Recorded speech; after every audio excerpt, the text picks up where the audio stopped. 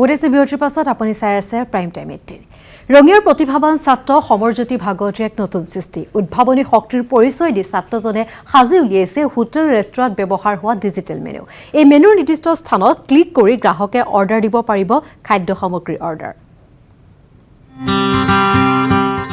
Hotel ৰেষ্টুৰাণ্ট digital মেনুত থাকিব জৰুৰীকালীন সুইটছত ক্লিক কৰি দিব পাৰিব অৰ্ডাৰ গ্ৰাহকৰ ওচৰলৈ নাহে কৰ্মচাৰী অথবা মেনেজাৰ কোভিড-19 সংক্ৰমণৰ প্ৰতি লক্ষ্য ৰাখি এগৰাকী প্ৰতিভাৱান ছাত্ৰৰ এয়া নতুন উদ্ভাৱন এইগৰাকী ৰঙিয়াৰ দীপ্তিনগৰৰ সমৰজ্যোতি ভাগৱতী উদ্ভাৱনী শক্তিৰ পৰিচয় দি সমৰজ্যোতিয়ে উদ্ভাৱন কৰিছে হোটেল ৰেষ্টুৰাণ্ট ব্যৱহাৰ হ'ব পৰা ডিজিটেল মেনু বেলেগ প্ৰগ্ৰামিং বৰ্ডছ ইউজ কৰি কিনে প্ৰগ্ৰাম কৰিছো যাৰ সহায়ত আপুনি কেইটামান বাটনছ টিপি কিনে মেনুখনত চাই পিনে অৰ্ডাৰটো দিব পাৰিব কুকৰ কাৰণে কুকৰ তাতে দিব পাৰিব বা মেনেজাৰ তাতে দিব পাৰিব বা যোনে বিচাৰে ৱেটাৰে বিচাৰিলে ৱেটাৰ তাতে দিব পাৰিব ইয়াৰ সহায়ত আমি সোশ্যাল ডিস্টেন্সিংটো মেইনটেইন কৰিব পাৰিম গুৱাহাটীৰ পিএনসি একাডেমীৰ দ্বাদশ শ্ৰেণীৰ ছাত্ৰ সমৰজ্যোতিয়ে লকডাউনৰ সময়ত সময়ৰ সৎ ব্যৱহাৰ কৰি সাজি উলিয়াইছে এই ডিজিটেল মেনুখন সামাজিক দূৰত্ব বজাই ৰাখি ডিজিটেল মেনুৰে কেনেদৰে অৰ্ডাৰ কৰিব তাকো দেখুৱাই দিছে সমৰজ্যোতিয়ে এই বস্তুটো বহুত কম খৰচীয়া হয় কমেও 1000 টকাৰ ভিতৰত ই এখন টেবুলত আহি যাব আৰু ইয়াক আপুনি অৰ্ডাৰ কেনসেল কৰাৰ সুবিধা আছে ইমাৰ্জেন্সি সময়ত ইমাৰ্জেন্সি সুইচও আছে প্ৰায় গোটেইখিনি সুবিধাই আছে ইয়াত আৰু এইটো বহুত কম খৰচী হয় সেইটো বহুত দাম মানে আজিকালিৰ সময়ত প্ৰয়োজন কাৰণ এতিয়া ইকনমিও বহুত ডাউন হৈ আহিছে এই ডিজিটেল মেনুখন সম্পূৰ্ণ কৰি সাজি উলিওৱাত খৰচ হয় মাত্ৰ 1000 টকা যদি হোটেল ৰেষ্টুৰাণ্ট এই ডিজিটেল মেনুখন ব্যৱহাৰ কৰে তেন্তে কৰোনা ভাইৰাছৰ সংক্ৰমণ ৰোধ কৰাৰ লগতে হোটেল ৰেষ্টুৰাণ্ট কম সময়ৰ ভিতৰত গ্ৰাহকক যোগান ধৰিব পাৰিব খাদ্য ৰঙিয়াৰ পৰা Inamul Islam news 18 Assam north east corona আতংকৰ মাজতে হাওৰাঘাটৰ পথাৰ দেখা পোৱা গ'ল বিপৰীত দৃশ্য দুচকুৰ সোণোৱালী শস্যৰ সপোন লৈ একাঠু পানীত নামিছে হালোৱা সূৰ্যৰ দল ৰুৱাই ৰুইছে তুলাই তুলিছে চৌদিশে কৰোনাতংক তাৰ মাজতে সেই পৰিচিত দৃশ্য পথাৰত কৃষকৰ সপোন ৰচাৰ সময় এতিয়া ৰুৱনীয়ে একাঠু পানীত ভুই ৰুই সিঁচিছে সোণোৱালী শস্যৰ সপোন এয়া গ্ৰামাঞ্চলৰ চিনাকি দৃশ্য আহাৰমহীয়া প্ৰখৰ ৰ'দকো কেৰেপ নকৰি এতিয়া হালোৱা ৰুৱনী ব্যস্ত শালি ধান ৰোৱাত চৌদিশে কৰোনাতংক আৰু লকডাউনৰ প্ৰভাৱৰ মাজতে এইসকল কৰ্মোদ্যম গয়াই আৰম্ভ কৰিছে কৃষি কাৰ্য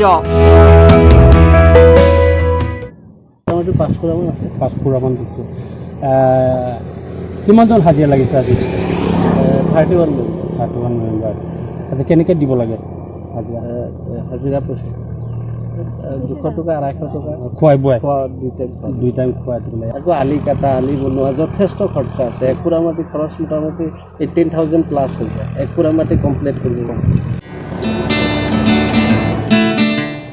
এই দৃশ্য কাৰ্বি আংলং জিলাৰ চেণ্টাৰ অঞ্চলৰ দহপুৰা মাটি বোকা দি এনেদৰে শালি ধানৰ ভুই ৰুইছে কৃষকে শালি ধানৰ গুটি এমুঠি বেছিকৈ পাবৰ বাবে যিয়ে যিমান পাৰে আগতীয়াকৈ ৰোৱাৰ প্ৰস্তুতি চলাইছে বিজ্ঞান আৰু প্ৰযুক্তিৰ দ্ৰুত উন্নয়নৰ বাবে এতিয়া গৰুৰ সলনি ট্ৰেক্টৰেৰে হাল বাই যিমান বেছি পৰিমাণৰ মাটিত ভুই ৰুব পাৰি তাৰে বিৰামহীন ব্যস্ততা এতিয়া আহাৰমহীয়া পথাৰত দেশৰ দুৰ্যোগময় পৰিস্থিতিত জাক জাক ৰুৱনীক আহাৰ মাহে আনি দিছে আহাৰ বতৰা দৈনিক হাজিৰা মজুৰি কৰি আৰ্থিক দিশত কিছু সকাহ পাবলৈ দিনটোৰ দুখ ভাগৰকো পাহৰি পেলাইছে ৰুৱনীসকলে বিভিন্ন প্ৰতিকূল পৰিস্থিতিৰ মাজতো ভৰ বাৰিষাত জীপাল পথাৰত ব্যস্ত হৈছে কৃষক সমাজ পথাৰত সিঁচিছে আশাৰ সপোন হাওৰাঘাটৰ পৰা bureau report news 18 Assam north east ডবকাত কেইবাটাও দৰপিখাছে নাবালিকাক দলবদ্ধ বলাৎকাৰ কৰি হত্যা কৰাৰ কেইদিনমানৰ পাছত ডিব্ৰুগড় সংঘটিত হৈছে আন এক দলবদ্ধ বলাৎকাৰ জঘন্য ঘটনা ঘটনাটো পোহৰলৈ অহাৰ 12 ঘণ্টাৰ ভিতৰত ডিব্ৰুগড় আৰক্ষীয়ে গ্ৰেপ্তাৰ কৰিছে দুটা ধৰ্ষণকাৰীক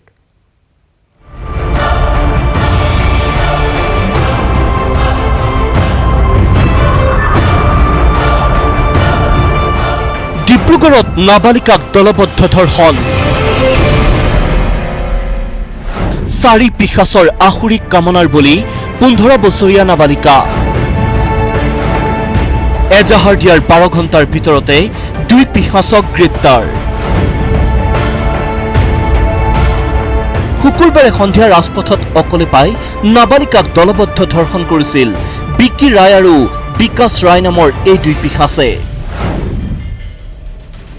লগত আছিল আন 2টা ধৰ্ষণকাৰী ঘুনৰু থাপা আৰু বেলতলি ৰজ কনভয় ৰোডৰ বান্ধৱীৰ ঘৰৰ পৰা চানমাৰী ঘাটৰ বায়েকৰ ঘৰলৈ গৈ থকা অৱস্থাতে চাৰিওটাই নাবালিকাক চুচৰাই টানি নিছিল চাহ বাগিচাৰ মাজলৈ দলবদ্ধ ধৰ্ষণৰ পাছত জালান চাহ বাগিচাৰ নিৰ্জন স্থানত নাবালিকাক পেলাই থৈ আঁতৰি গৈছিল 4 ধৰ্ষণকাৰী ল'ৰাকেইজন চানমাৰী ঘাটৰ 2জন যি 2জন উঠোৱা হৈছে চানমাৰী ঘাটৰ আৰু বাকী 2জনৰ কথা আমি এতিয়া ডিছক্ল'জ নকৰোঁ এই নাৰকীয় ঘটনাৰ পাছত মানসিকভাৱে ভাগি পৰা নাবালিকাই শনিবাৰে কাষ চাপিল আৰক্ষীৰ গোচৰ ৰুজু কৰাৰ 12 ঘণ্টাৰ ভিতৰতে ডিব্ৰুগড় আৰক্ষীয়ে গ্ৰেপ্তাৰ কৰিলে বিকি ৰায় আৰু বিকাশ ৰায়ক সম্প্ৰতি পলাতক 2 বলাৎকাৰীকো কৰায়ত্ব কৰিবলৈ আৰক্ষীয়ে অব্যাহত ৰাখিছে অভিযান কেমেৰা পাৰ্চন দিনেশ দাসৰ সৈতে ডিব্ৰুগড়ৰ পৰা Thomas Buragohain News 18 Assam north East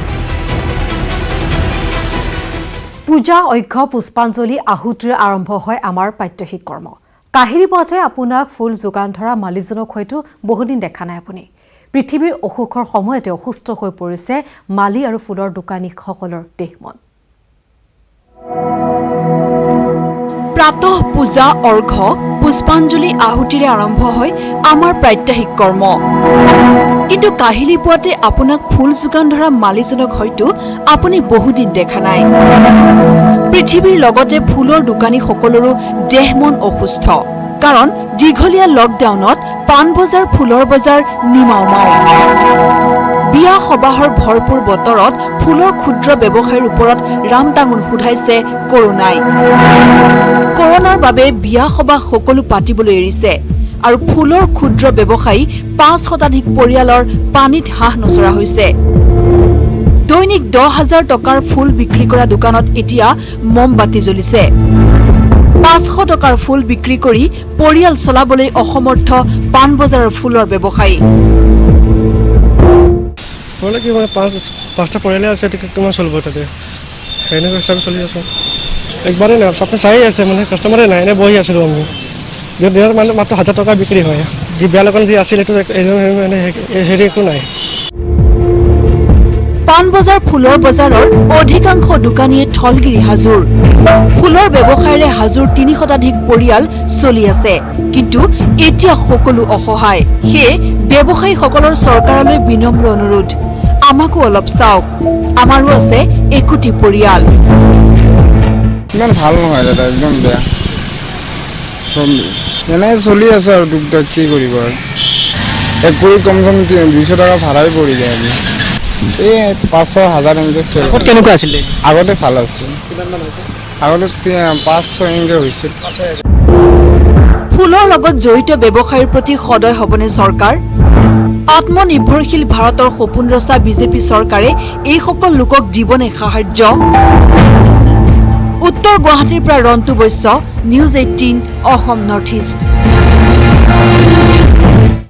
আৰু প্ৰাইম টাইম 18ত এই মুহূৰ্তত আমাৰ হাতত আহিছে এটা ব্ৰেকিং নিউজ কৰোনাত আক্ৰান্ত হৈছে গুৱাহাটী মহানগৰীৰ 4গৰাকী আৰক্ষী গৃহৰক্ষী জোৱানসহ 3জনৰ দেহত কৰোনাৰ অৱস্থিতি আক্ৰান্ত দন্তি কুমাৰ পুষ্পা দাস হেৰংগ কলিতা শহীদুল ইছলাম পালোত্ৰা পাণবজাৰ আৰক্ষী থানাৰ কৰ্মৰত আটাইকেইগৰাকী 3জনৰ দেহৰ কৰোনা ধৰা পৰাৰ পাছত পাণবজাৰ থানাত লাগিছে এতিয়া হাহাকাৰ কেইবাজনো আৰক্ষী বিষয়াসহ কনিষ্টবলক কোৱাৰেণ্টাইন কৰা হৈছে কোৱাৰেণ্টাইনত ভৰলু থানাৰ ভাৰপ্ৰাপ্ত বিষয়া মণি চমুৱা CIDৰ DSP দিলীপ ভৰালীকো কোৱাৰেণ্টাইন কৰা হৈছে কোৱাৰেণ্টাইনত DSP Mrinal Das ADCP Panchu Duwara SR Raju মিলি LCC অৰুণিমা ভূঞাক কোৱাৰেণ্টাইন কৰা হৈছে পল্টন বজাৰ থানাৰ ছেক্ৰেটাৰী পংকজ মহন্তকো কোৱাৰেণ্টাইন কৰা হৈছে কৰোনা আক্ৰান্তসহ হাবিব ৰূপানী দাসৰ লগতে একেটা চৌহদত আছিল এই সকলো আৰক্ষী বিষয়া পৰিয়ালসহ কোৱাৰেণ্টাইন কৰা হৈছে এই সকলো বিষয়া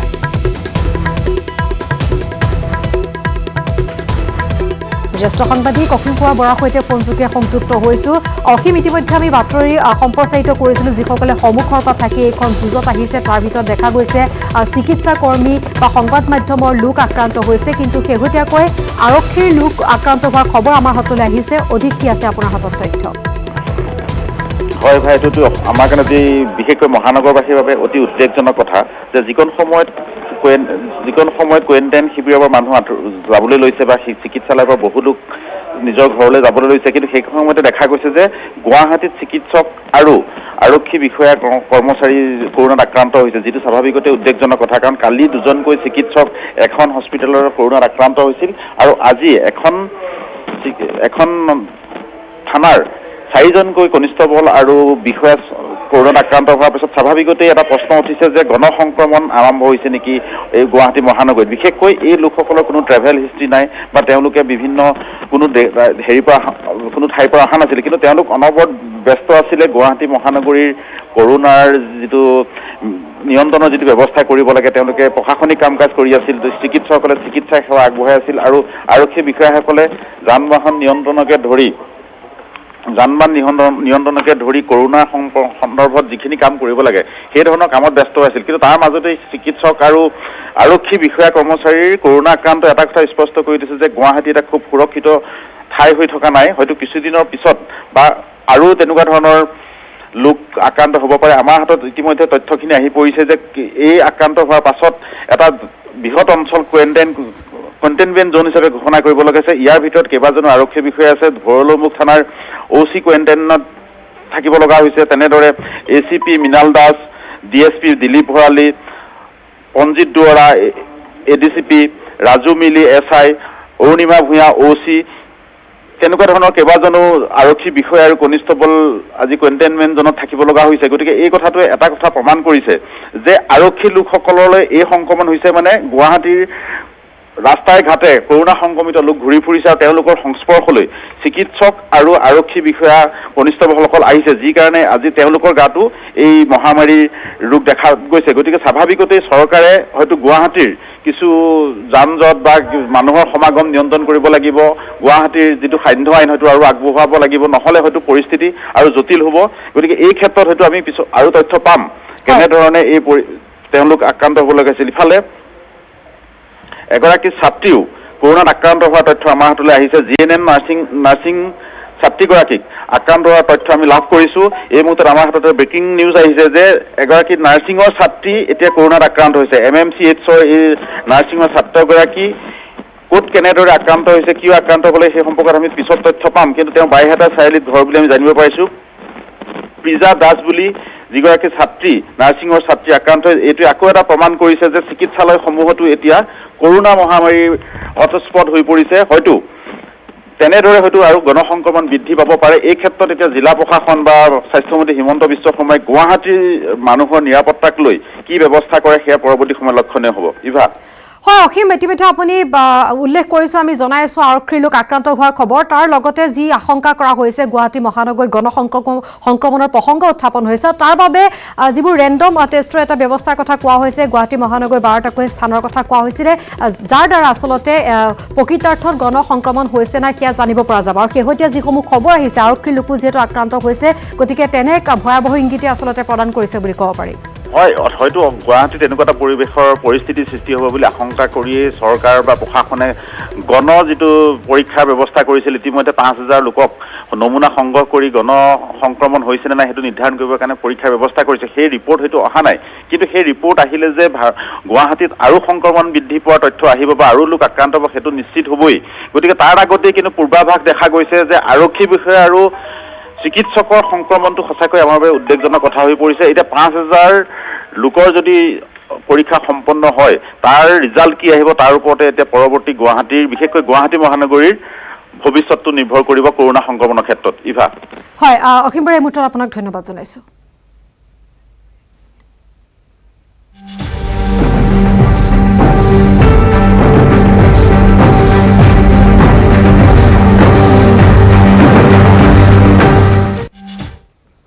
ভাৰতত অন্ত পৰিল বলয়গ্ৰাস সূৰ্যগ্ৰহণ বিয়লি 2:25 অন্ত পৰিল সূৰ্যগ্ৰহণ পুৱা 10:57 পৰা ভাৰতত আৰম্ভ হৈছিল সূৰ্যগ্ৰহণ 12:46 দেখা গৈছিল সৰ্বোচ্চ সূৰ্যগ্ৰহণ গুৱাহাটীত 10:57 পৰা আৰম্ভ হোৱা সূৰ্যগ্ৰহণ বিয়লি 2:24 অন্ত পৰে প্ৰায় 3 ঘণ্টা 27 মিনিট অব্যাহত এই গ্ৰহণ দেশৰ ভিন্ন প্ৰান্তৰ লগতে ৰাজ্যতো পৰিলক্ষিত হ'ল সূৰ্যগ্ৰহণ বহুলোকে সতৰ্কতাৰে প্ৰত্যক্ষ কৰিলে বিৰল মহাজাগতিক পৰিঘটনা আজি সূৰ্য আৰু পৃথিৱীৰ মাজেৰে পাৰ হয় চন্দ্ৰ সেয়েহে একে সৰৰেখাত সূৰ্য চন্দ্ৰৰ পৃথিৱী অৱস্থান কৰা চন্দ্ৰই সূৰ্যৰ পোহৰত বাধা দিয়াৰ বাবে পৃথিৱীৰ পৰা পৰিলক্ষিত হয় এই গ্ৰহণ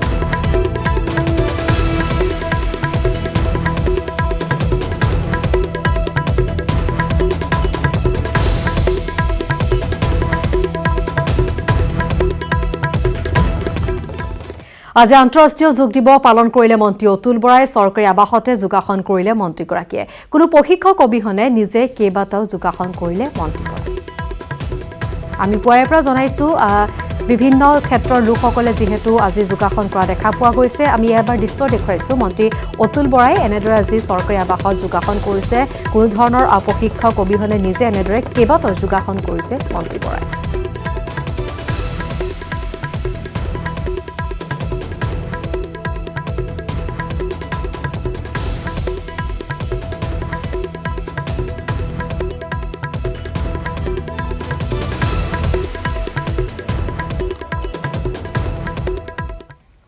আৰু প্ৰাইম টাইম 18 পুনৰ সময় হৈছে খন্তেক বিৰতিৰ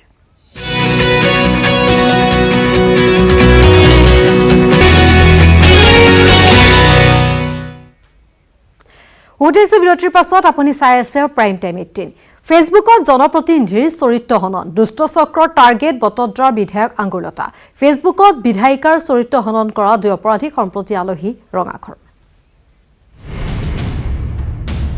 বিধায়িকা আঙুৰলতাৰ বিৰুদ্ধে অশ্লীল মন্তব্য ছ'চিয়েল মিডিয়াত সীমা চেৰাই যোৱা দুই যুৱকক গ্ৰেপ্তাৰ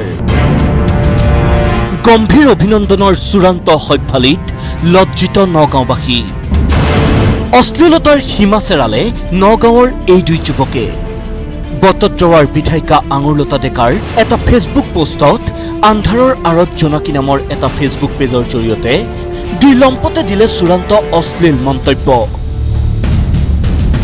এই নিলজ্জ কাণ্ড সংঘটিত কৰিছিল নগাঁৱৰ ডুমডুমাৰ অভিনন্দন নাথ আৰু আউনিয়াটিৰ গম্ভীৰ বৰা নামৰ এই দুই লম্পতে আঙুৰলতাৰ সন্দৰ্ভত ছ'চিয়েল মিডিয়াত চূড়ান্ত নিকৃষ্ট মন্তব্যৰ পিছতে আঙুৰলতাৰ শুভাকাংক্ষীয়ে নগাঁও আৰক্ষীক দাখিল কৰিলে অভিযোগ সেই অভিযোগৰ ভিত্তিত এটা গোচৰ ৰুজু কৰি আৰক্ষীয়ে দুইটা পাখণ্ডকে গ্ৰেপ্তাৰ কৰি ৰঙাঘৰলৈ প্ৰেৰণ কৰিছে লগতে আৰক্ষীৰ চাইবাৰ সেলে আন্ধাৰৰ আঁৰত জোনাকী নামৰ ফেচবুক পেজটোৰ বিৰুদ্ধেও শাস্তিমূলক ব্যৱস্থা গ্ৰহণ কৰিছে আন্ধাৰৰ আঁৰত জোনাকী বুলি এটা একাউণ্টৰ পৰা খুব অশ্লীল ভাষাৰে এটা মন্তব্য কৰিছিল আমাৰ দৃষ্টিগোচৰ হৈছিল লগে লগে আমি প্ৰশাসনৰ লগত যোগাযোগ কৰিলোঁ যোগাযোগ কৰাত তেখেতসকলে খুব ক্ষিপ্ৰতাৰে কামখিনি আগুৱাই নি ইতিমধ্যে দোষীক কৰায়ত্ব কৰিছে বুলি আমি গম পাইছোঁ ইতিমধ্যে নগাঁৱৰ ৰাইজে এই দুই লম্পতক কঠোৰ শাস্তি বিহাৰ দাবী তুলিছে কেমেৰা পাৰ্চন হেমন্তৰ সৈতে নগাঁৱৰ পৰা নীলোৎপল বৰা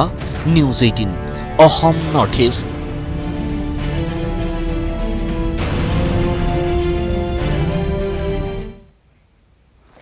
কৰোনাৰ বিৰুদ্ধে ভাৰতৰ অমোঘ অস্ত্ৰ কোভিড-19 ঔষধত অনুমোদন জনালে ভাৰতে ফেভিফ্লু নামৰ ঔষধৰে হ'ব কৰোনা ৰোগীৰ চিকিৎসা গ্লেনমাৰ্ক ফাৰ্মাচিউটিকেলছ কৰোনাৰ ঔষধ উৎপাদন আৰু বিক্ৰীৰ অনুমতি প্ৰদান ভাৰতৰ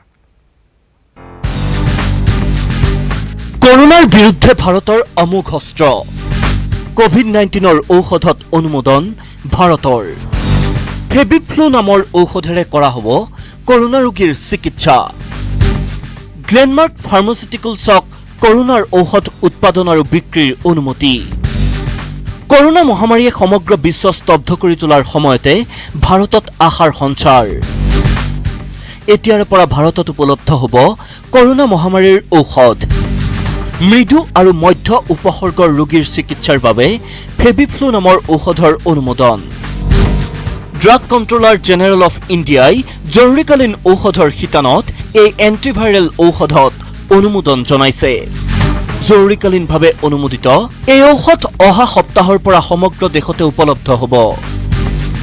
এতিয়াৰে পৰা এই ঔষধবিধেৰে মৃদু আৰু মধ্যমীয়া উপসৰ্গৰ ৰোগীক ৰোগমুক্ত কৰিব পৰা যাব বুলি প্ৰকাশ কৰিছে বিশেষজ্ঞসকলে। অহা সপ্তাহৰ পৰা সমগ্ৰ দেশৰে চিকিৎসালয় আৰু ঔষধৰ বিপণীত উপলব্ধ হ'ব এই এণ্টিভাইৰেল ঔষধ। চিকিৎসকৰ পৰামৰ্শ সাপেক্ষেহে ৰোগীয়ে এই ঔষধ গ্ৰহণ কৰিব পাৰিব। কোভিড-19ত আক্ৰান্ত মৃদু আৰু মধ্যমীয়া লক্ষণৰ ৰোগীক প্ৰথম দিনা দুবাৰকৈ 1800 মিলিগ্ৰাম ফেবিফ্লু দিয়া হ'ব। দ্বিতীয় দিনাৰ পৰা 14 দিন পৰ্যন্ত দিনে দুবাৰকৈ 800 মিলিগ্ৰাম পৰিমাণৰ এই ঔষধ প্ৰদান কৰা হ'ব।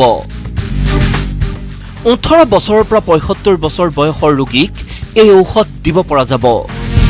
কিন্তু এই ঔষধ গ্ৰহণ কৰাৰ পূৰ্বে ৰোগীয়ে হাস্পতাল কৰ্তৃপক্ষক লিখিতভাৱে কৰ্তৃত্ব প্ৰদান কৰিব লাগিব।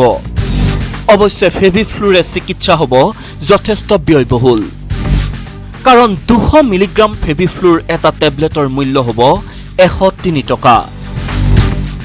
ইতিমধ্যে এই ঔষধ ব্যৱহাৰ কৰি ৰাছিয়া, জাপান আৰু চীনে সুফল লাভ কৰিছে। আশা কৰা হৈছে গ্লেনমাৰ্ক ফাৰ্মাচিউটিকেলছৰ ফেবিফ্লুৱে দেশৰ কৰোনা বিৰোধী যুঁজখনক অধিক শক্তিশালী কৰি তুলিব। দিল্লীৰ পৰা পাৰ্থজ্যোতি বৰাৰ report, news 18 Assam north east. আন্দোলনৰ ভৰপূৰ সময়ত বিগ ব্ৰাদাৰ বিজেপিক সমৰ্থন দিয়া নাছিল বহুকেইজন অগপৰ বিধায়কে। বিজেপিয়ে নিৰ্বাচনী কুচকাৱাজ চলাই থকাৰ মাজতে আন্দোলনত বিগ ব্ৰাদাৰ বিজেপিক সমৰ্থন নিদিয়া সমষ্টিকেইটা বিচাৰিব বিজেপিয়ে, য'ত আছে অগপৰ পাখা পাখা নেতা। নতুন ৰাজনীতি, হেৰুৱাব সমষ্টি, অগপৰ 5 বিধায়ক বিপদত। আন্দোলনৰ সময়ছোৱাত বিগ ব্ৰাদাৰ বিজেপিক অসম গণ পৰিষদৰ 5জনকৈ বিধায়কে দিয়া নাছিল সমৰ্থন। এই 5জন বিধায়কৰ 5টা সমষ্টিতে এতিয়া চকু বিগ ব্ৰাদাৰ বিজেপিৰ, আৰু এই 5জন বিধায়কক এইবাৰ টিকট নিদিয়াৰ সম্ভাৱনা প্ৰকট। আন্দোলনৰ সময়ত বিগ ব্ৰাদাৰ বিজেপিক সমৰ্থন নিদি বিপদত আঞ্চলিক দল অগপৰ 5 বিধায়ক। বিপদত প্ৰফুল্ল কুমাৰ মহন্ত। টিকট লাভ কৰিলেও বিজেপিৰ পৰা সমৰ্থন লাভ নকৰিব পাৰে বৰহমপুৰৰ বিধায়ক তথা প্ৰাক্তন মুখ্যমন্ত্ৰী প্ৰফুল্ল কুমাৰ মহন্তই। তাৰ ইংগিত দিছে জিতু গোস্বামীৰ এই মন্তব্যই। এতিয়াও কাম নোহোৱা মানুহৰ এইটো এটা পুৰণা আপোনাৰ ৰিটায়াৰ্ড কলেজত, সেইটো আমি এতিয়া নতুন স্কুল অফ পলিটিক্সত আছোঁ, আৰু মহন্ত ডাঙৰীয়া অল্ড স্কুল পলিটিচিয়ানছ, তেওঁলোকৰ নিচিনা গোটেইসকল ছাত্ৰ একেলগ হৈ মিলিলেও সেইখন অসমবাসী ৰাইজক আৰু আবহাৱা বহাৰ নতুন আৰু আখৰা কোনেও মানি নলয়। প্ৰফুল্ল কুমাৰ মহন্তক শেহতীয়াকৈ মৃত্যদল বিজেপিয়ে এনেবোৰ কথাতে কৰি আহিছে সমালোচনা। সমষ্টিটোত কুচকাৱাজ অব্যাহত ৰখাৰ লগতে সাংগঠনিক দিশ সবল কৰাত উঠি পৰি লাগিছে সমষ্টিটোৰ বিজেপিৰ তত্ত্বাৱধায়ক জিতু গোস্বামী। বিপদত প্ৰাক্তন মন্ত্ৰী বৃন্দাবন গোস্বামী। তেজপুৰ সমষ্টিৰ বিধায়ক বৃন্দাবন গোস্বামীক লৈ অসন্তুষ্ট তেজপুৰ বিজেপি। তেজপুৰ বিজেপিয়ে বিচাৰিছে সমষ্টিটো পুনৰ ঘূৰি আহক বিজেপিলৈ। কিন্তু কোনে পাব যদিহে সমষ্টিটো আহে বিজেপিৰ দখললৈ? প্ৰয়াত বিধায়ক ৰাজেন বৰঠাকুৰৰ ভাতৃ জিতেন বৰঠাকুৰৰ নাম চৰ্চাত। চৰ্চাত ঋতুবৰণ শৰ্মা, দীপক শইকীয়া। কি হ'ব তেজপুৰ সমষ্টিত?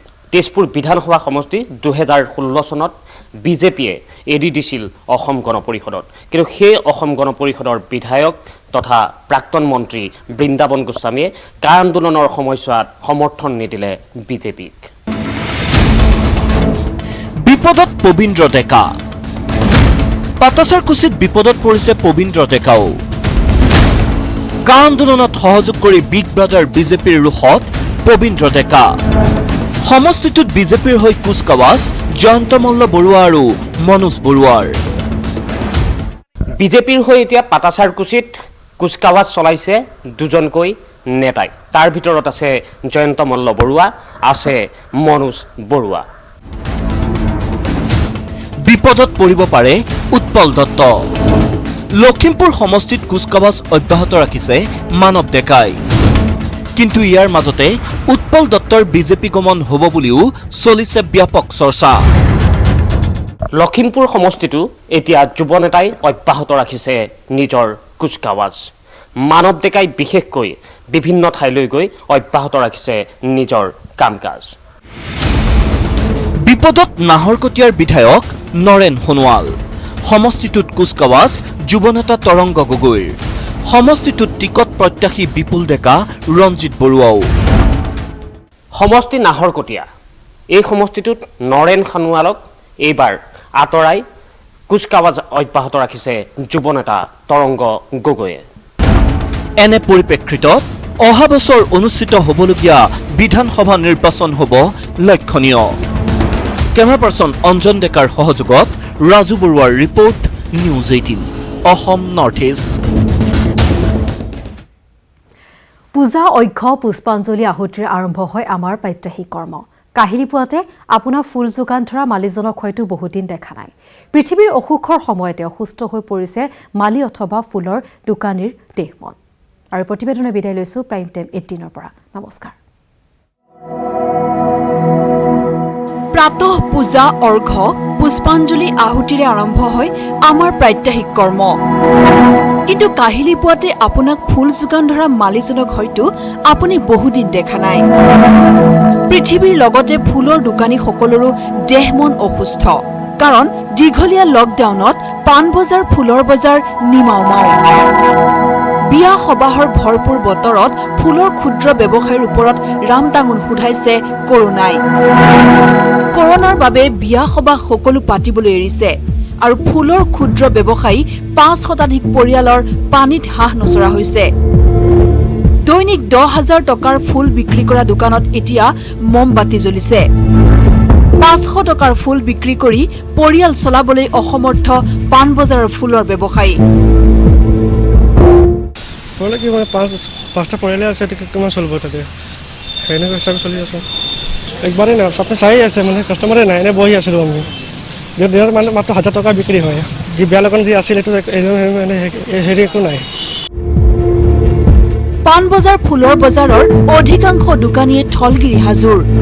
ফুলৰ ব্যৱসায়ৰে হাজোৰ ৩০ শতাধিক পৰিয়াল চলি আছে, কিন্তু এতিয়া সকলো অসহায়। সেয়ে ব্যৱসায়ীসকলৰ চৰকাৰলৈ বিনম্ৰ অনুৰোধ, আমাকো অলপ চাওক, আমাৰো আছে ২১টি পৰিয়াল। ইমান ভাল নহয় দাদা, একদম বেয়া। এনেই চলি আছে আৰু টুকটাক, কি কৰিব আৰু। এক কৰি কমচে কম ২০০ টকা ভাড়াই পৰি যায় আমি। এই ৫০০-১,০০০ এনেকৈ চলি। আগত কেনেকুৱা আছিলে? আগতে ভাল আছিল, আগতে ৫-৬ এনেকৈ হৈছিল। ফুলৰ লগত জড়িত ব্যৱসায়ীৰ প্ৰতি সদয় হ'বনে চৰকাৰ? আত্মনিৰ্ভৰশীল ভাৰতৰ সপোন ৰচা বিজেপি চৰকাৰে এইসকল লোকক দিবনে সাহায্য? উত্তৰ গুৱাহাটীৰ পৰা Rantu Baishya, News 18 Assam north east.